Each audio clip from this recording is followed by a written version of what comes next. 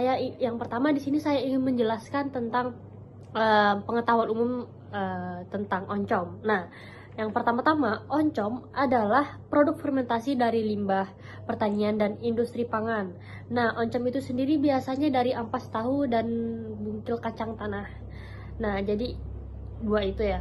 Terus sebelumnya kalian udah tahu apa belum? Oncom itu berasal dari mana? Nah, di sini saya ingin menjelaskan oncom itu dari mana. Oncom itu berasal dari Jawa Barat, khususnya di Sunda. Nah, oncom itu sendiri dibuat dari bahan dasar berupa limbah pengolahan pangan yang sudah saya jelaskan di pertama tadi di awal, yaitu dari ampas tahu dan bungkil kacang tanah. Nah, oncom itu telah menjadi bagian dari kuliner Indonesia ya yang pasti, dan oncom itu sendiri sudah lama banget, sudah berabad-abad lah pada intinya. Nah, itu pengetahuan secara umum dari oncom itu sendiri, dan pembahasan selanjutnya akan dibahas oleh teman saya. Terima kasih. Assalamualaikum warahmatullahi wabarakatuh. Perkenalkan, nama saya Oktavian Rambadani. Saya dari kelompok 12. Di sini saya menjelaskan tentang proses biokimia dalam fermentasi. Nah, apa itu hidrolisis makromolekul? Hidrolisis makromolekul merupakan senyawa seperti protein, karbohidrat, dan lemak diubah menjadi senyawa yang lebih sederhana. Protein menjadi asam amino, karbohidrat menjadi gula, dan lemak menjadi asam lemak. Proses ini mempermudah mikroorganisme dalam mencerna dan memanfaatkan nutrisinya untuk pertumbuhan secara senyawa aktif. Yang kedua, produksi senyawa bioaktif. Selama produksi, mikroorganisme menghasilkan senyawa yang bermanfaat, seperti pigmen karotinoid, berperan melindungi sel dari kerusakan radikal bebas, penurunan atoksin. Fermentasi dapat membantu menurunkan kadar atoksin yang dihasilkan jamur tertentu. Selanjutnya ada produk asam organik dan senyawa volatil. Asam organik membantu meningkatkan cita rasa, sedangkan senyawa volatil berkontribusi pada aroma khas hasil fermentasi. Selanjutnya ada perubahan selama fermentasi. Yang pertama, pH menurun, meningkatkan daya simpan produk fermentasi dengan menghambat pertumbuhan mikroorganisme pembusuk. Selanjutnya ada tekstur berubah. Milesium kapang mengikat substrat, menyebabkan perubahan tekstur pada produk fermentasi seperti oncom dan tempe. Fermentasi tidak hanya meningkatkan cita rasa dan tekstur, tetapi menambah nilai nutrisi dan keamanan pangan. Sekian penjelasan dari saya. Terima kasih. Assalamualaikum warahmatullahi wabarakatuh. Assalamualaikum warahmatullahi wabarakatuh. Perkenalkan, nama saya Muhammad Bobi Nurrahman.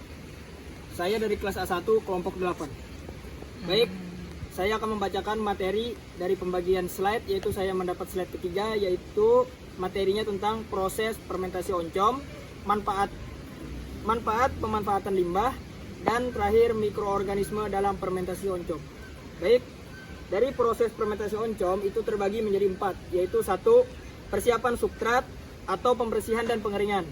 2. Inokulasi mikroorganisme atau yang sering disebut Neurospora cytopila.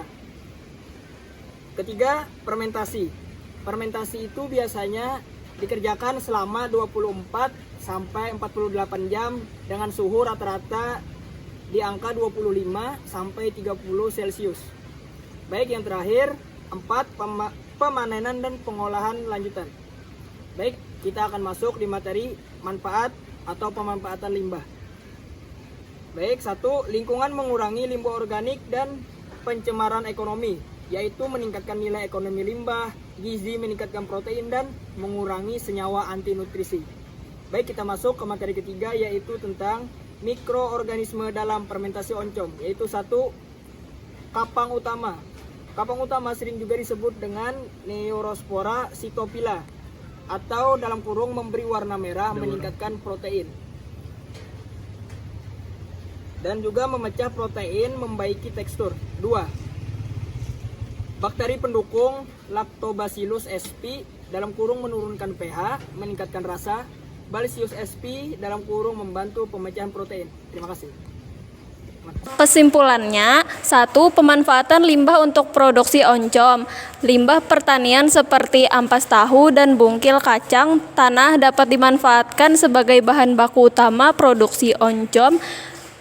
Proses fermentasi membantu mengubah limbah menjadi produk bernilai gizi tinggi, mengurangi pencemaran lingkungan, dan mendukung prinsip ekonomi sirkular.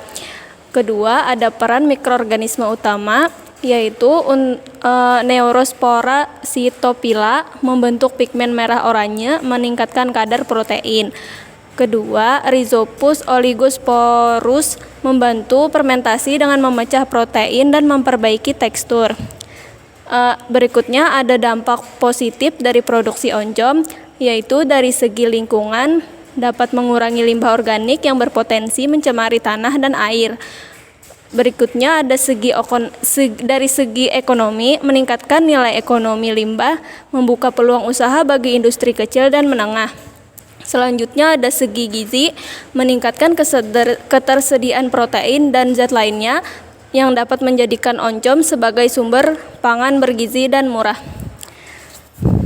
Untuk sarannya yaitu yang pertama ada penelitian lebih lanjut untuk efisiensi fermentasi dan keamanan pangan. Perlu dilakukan riset lebih lanjut mengenai metode fermentasi yang lebih optimal untuk meningkatkan kandungan gizi dan keamanan pangan pada oncom. Berikutnya ada penggunaan kapang dan bakteri yang lebih spesifik dapat meningkatkan kualitas produk akhir. Saran yang kedua yaitu sosialisasi manfaat pemanfaatan limbah dalam industri pangan. Dengan meningkatkan kesadaran masyarakat dan pelaku industri pangan mengenai manfaat fermentasi limbah untuk pangan bernutrisi. Berikutnya ada mendorong industri kecil dan menengah untuk memanfaatkan limbah lebih efektif dalam produksi makanan fermentasi.